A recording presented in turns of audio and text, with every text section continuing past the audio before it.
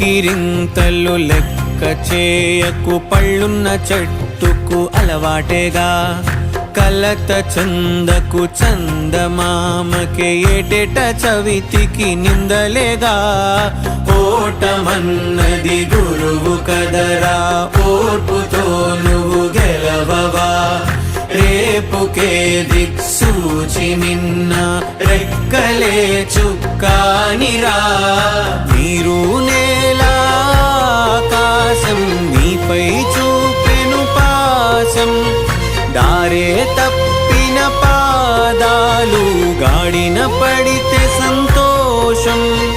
తరతరాల చెమట చుక్కలు లాల పోసెను భూమికే. బాధ్యతగా కొనసాగినాదో